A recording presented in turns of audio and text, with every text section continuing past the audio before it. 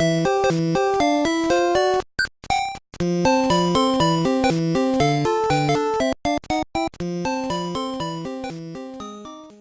everybody, Captain Algebra here, back with another collection video.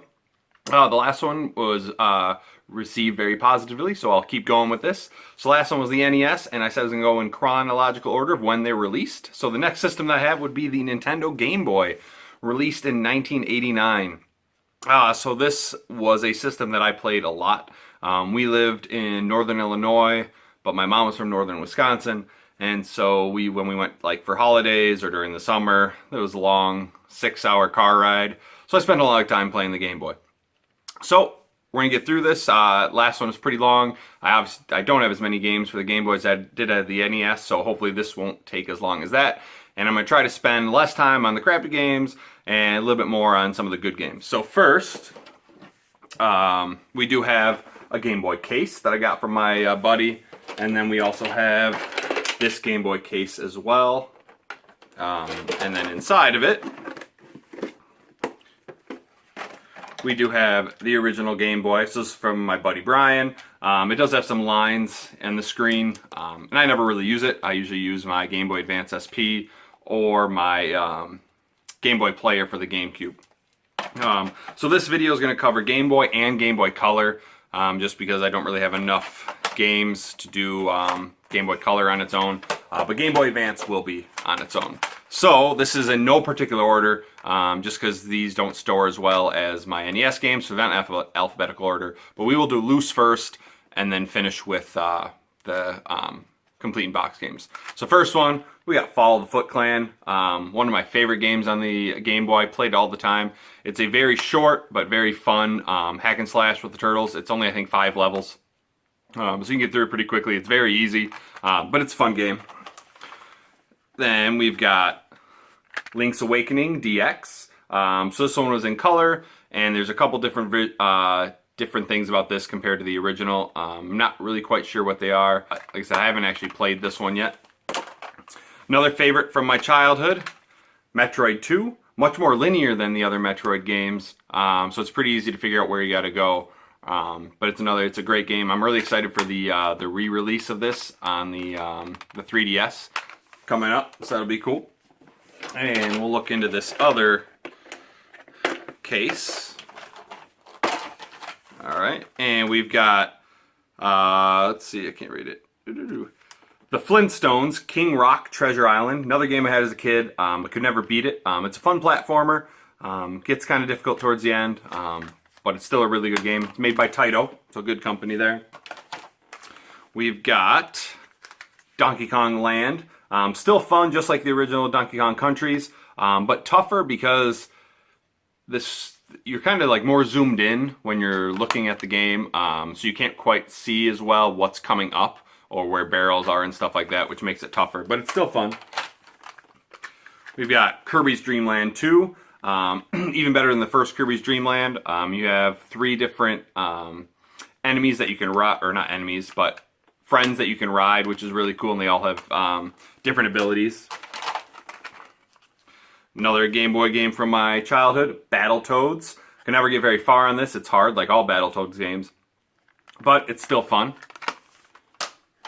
Next, we've got the original Link's Awakening. Mine's in pretty rough shape, so I'll hopefully upgrade that label at some point. Then we've got Donkey Kong, a fantastic game. It starts out with the original 4 stages of Donkey Kong, but then Donkey Kong escapes, and there's, I think, like 99 more levels to go through. And so there's fun little stages, and you can learn how to like do backflips and triple jumps, stuff like that. And then every 4th level is like a boss fight against Donkey Kong. So it's a lot of fun. I highly suggest you pick that one up if you don't have it already. We got Mega Man, Dr. Wily's Revenge, which is similar to the original Mega Man on the NES. It's very difficult though. Much tougher than the original Mega Man. We've got Donkey Kong Country, just like the original Donkey Kong, but similar to Donkey Kong Land. It's a little bit tougher, just because you're more zoomed in. We've got Star Wars, which is just like the NES Star Wars game. So a lot of fun. The music's just as good. DuckTales 2. So it's just like the NES DuckTales, or at least similar. I haven't played the original DuckTales 2 on the NES, but it's a fun game, and this one is much cheaper than the NES version.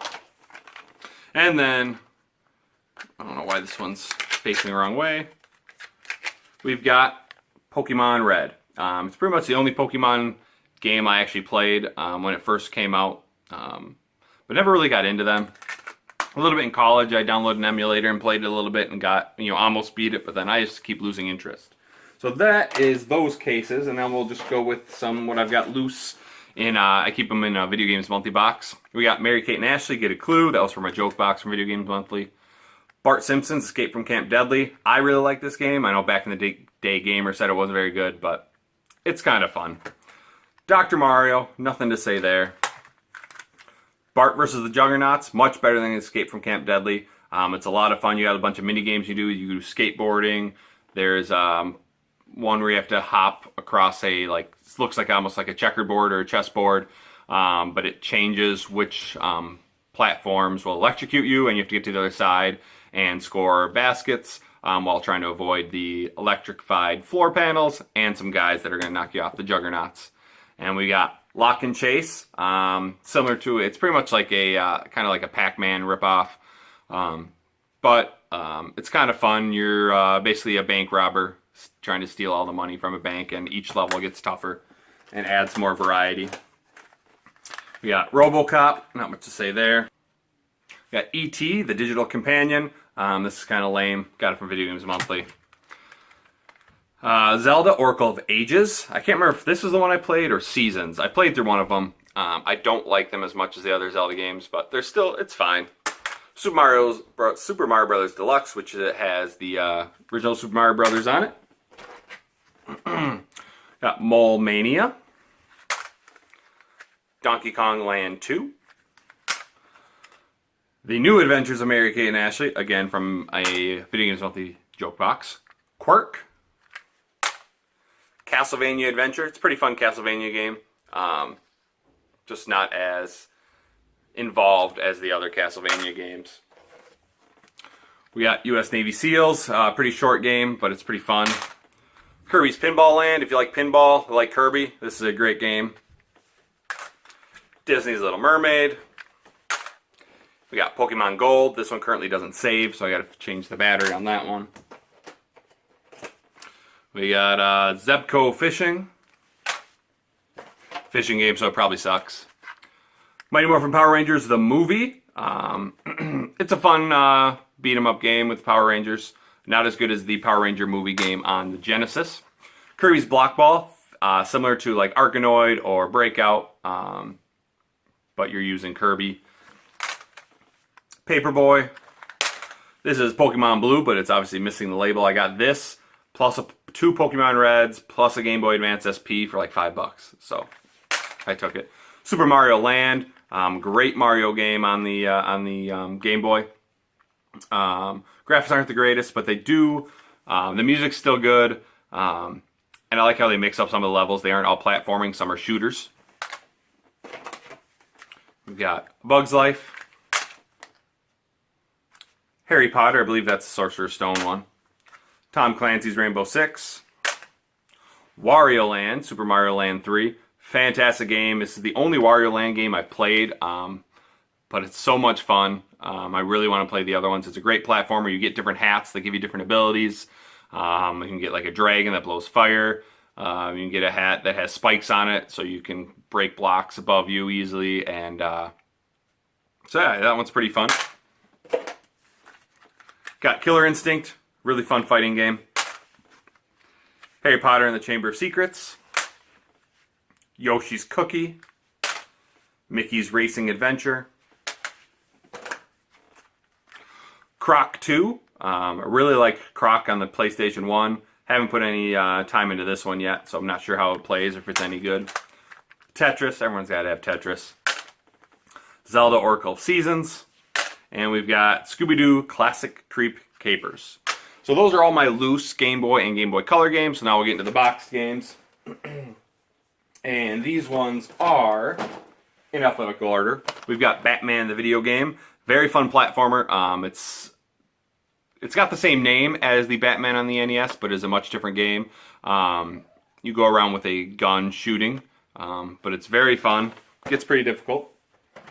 We've got Bugs Bunny and Crazy Castle 2, F1 Race, the Final Fantasy Legend. Haven't put any time into this one, just because there's other Final Fantasy games I'm going to play first. But back in the day, Gamer said he's been trying to beat this for 30 years and he hasn't yet, so must be pretty tough. Fist of the North Star, Kirby's Dream Land, the original Kirby. Still a great game, but once you play the other ones like Kirby's Dream Land 2 and Kirby's Adventure on the NES, this one doesn't quite hold up as well as those ones, but it's very short, very easy, so it's a very good game to get into platformers. We got Nemesis, which is a fun little shooter. I need to spend more time with it. I haven't gotten into it at all yet. And probably one of my favorite games on the Game Boy, Super Mario Land 2, the 6 golden coins. This is the one I probably play the most on those trips up to my my grandparents in northern Wisconsin. A lot of fun levels. Wario's fun to fight. Love Wario's castle at the end. It's probably one of my favorite stages in the game, even though parts of it can be kind of frustrating. And then last but not least, we've got Super RC Pro-Am. So based on RC Pro-Am from the NES. So there you go. There's my Game Boy collection. Not as big as my NES collection, but, you know, a lot of good games. Feel like, at least around here, not a lot of people collect for the Game Boy, so it's hard to find some stuff. But when I do find it, it's usually cheap. So yeah, hopefully you guys like this one as much as the other one, as much as the NES one. I'll keep these going if you do. Next up will be the Sega Genesis. I know back in the day, Gamer mentioned he was excited to see those games. I've got a pretty good collection there. That's probably my second biggest collection behind the NES. So it's close to 150 games. So hope you liked it. Till next time, this is Kevin Algebra, signing off.